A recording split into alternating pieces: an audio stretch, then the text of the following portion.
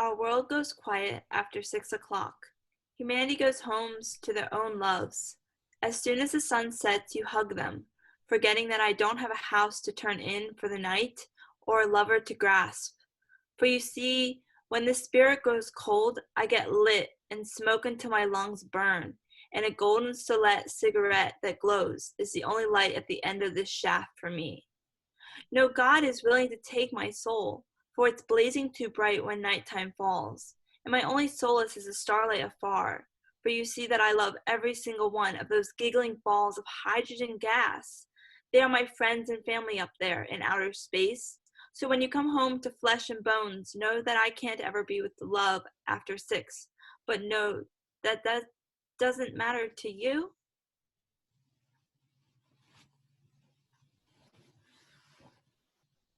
Grandma. Can't see Grandma. Can't see Grandma for a while. Social distancing, Mom says. Stand down, stand alone. Mom, we've never ate together before. Dad is home now. Never played Monopoly. All four sitting and laughing. Mom's got a cough, but it's not the bad kind. Just needs to rest. Rest on a cot alone. Rest on a cot in the back alone.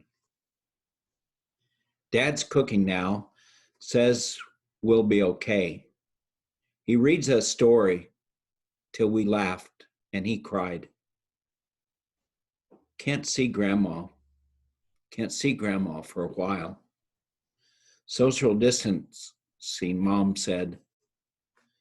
Stand down, stand alone. Joyce's World. Joyce's world is a world permeated in love. It is a world where love is the fuel that ignites a galactic explosion of freedom. Joyce's world is a world where there's only freedom. Freedom to be, to unapologetically be, in the fullness of being, to be sacred.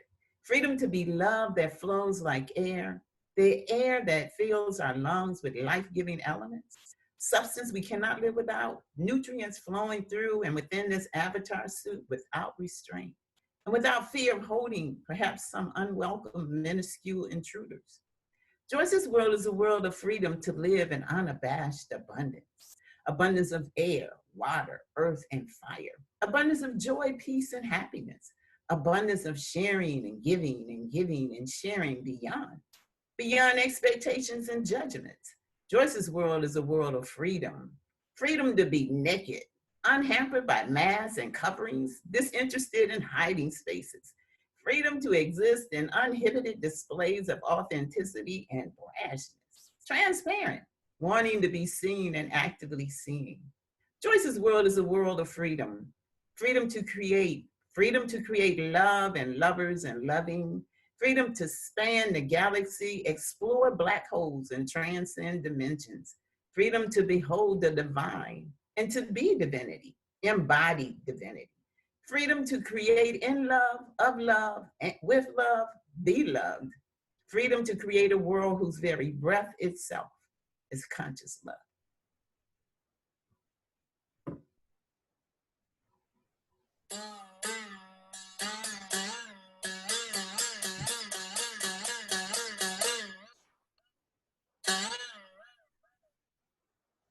5 people in a 4-person house. Chewing crunchy crackers breaks my head.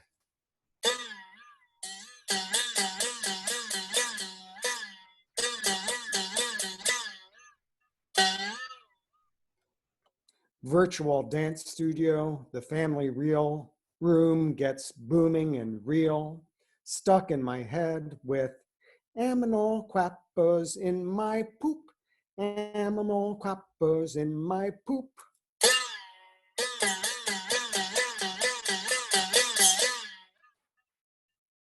In the sunshine on a hill outside of Westchester, planting potatoes, alone at last.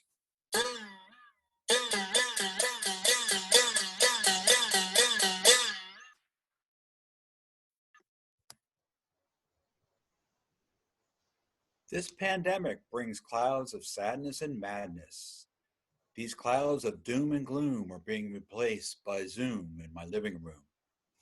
Video hands across America. 60 years ago, Dr. Seuss told me Voom would save the day. Dr. Seuss tells us today that the 6-foot rule computes to 2 yards. 2 yards compute to 2 or more neighbors, a neighbor on either side. Neighbors with neighbors, kindling a deeper community, better caring about oneself and one another. Today's misfortunes are bringing tomorrow's fortunes. I can't wait.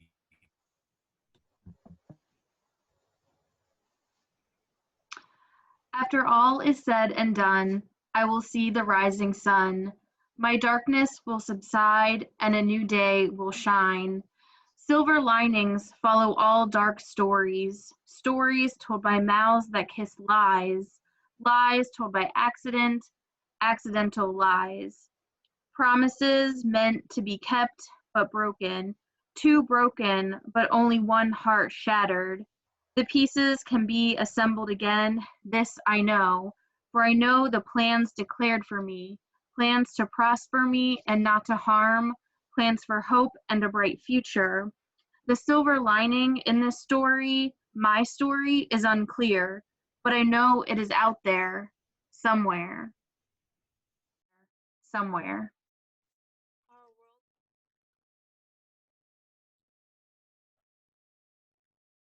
Sack Full of Dreams by Donny Hathaway. I got a dream for the world. Peace in the rivers and everywhere. Bridges of steel and love. And cities that smile. Lost in the noise, lonely as a wind. People on sidewalks with no place to go. Can they learn to understand the world of love that I'm dreaming? The world of love, peace, peace and happiness. This is my sack full of dreams.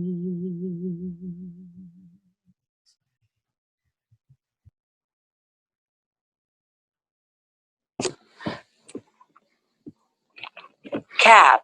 Little boys stand in a line nervously chattering amongst themselves. Little girls stand a line parallel anxiously toying with their dresses and bows. Parents, aunties and uncles, grandmamas and grandpapas, sisters and brothers, and cousins alike all sit silently, cameras at the ready to capture this moment. Teachers and administrators are clearing their throats, shuffling their note cards. The lines walk out to the stage. A deafening crescendo of applause erupts from the families. One by one names are called. I remind myself of their own good. The world is too ugly a place for such innocence. As each student receives their congratulations, I pull the trigger. Little boys and little girls lay in a line, their heads now capped by both bullet and cloth. My work here now done. I am moving on to the next school.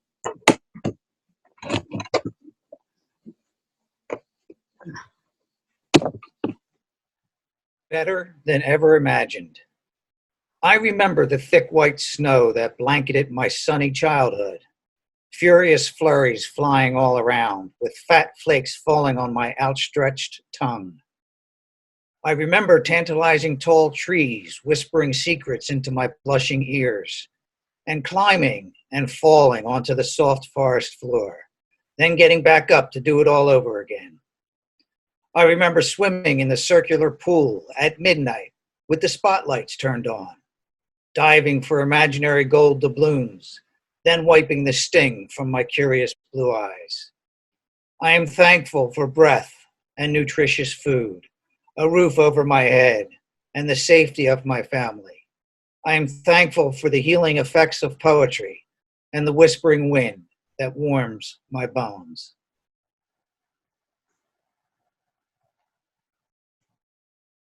Behind every cloud is a silver lining. But during the times of impending doom, clouds are everywhere. Clouds of fear, anxiety, despair, and despondency. But we don't give up hope, because behind these clouds, there's silver lining of love, of peace, of cheerfulness, of courage to live beyond and after the storm.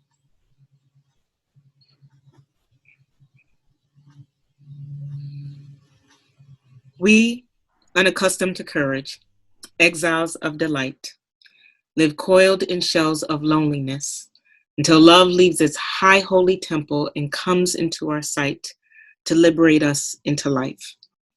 Love arrives, and in its train come ecstasies, old memories of pleasure, ancient histories of pain. Yet if we are bold, love strikes away the chains of fear from our souls. We are weaned from our timidity, and in the flush of love's light, we dare be brave. And suddenly we see that love costs all we are and will ever be. Yet it is only love which sets us free. Maya Angelou.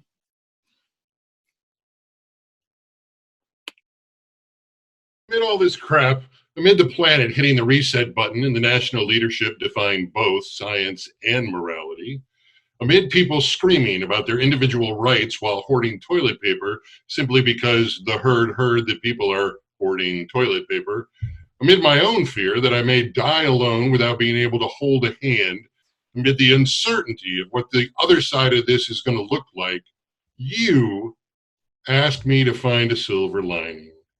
Really? Am I missing some weird little irony that my sister from another mother is laying out? Of course I am. Bam. I get it. That is my silver lining. Goddamn. The fact that I can look, that I have the power to consistently and constantly view something from several different perspectives. My perspective. Use it or lose it. I wrote a love letter to my life the other day because I woke up at 2 a.m. feeling achy and coughing. Scared I might not be able to tell people that I love them, I got it out as fast as I could. Turns out, I'm freaking 65, and waking up at 2 a.m. achy and coughing is something I'm just going to have to get used to. So I just need to calm my ass down.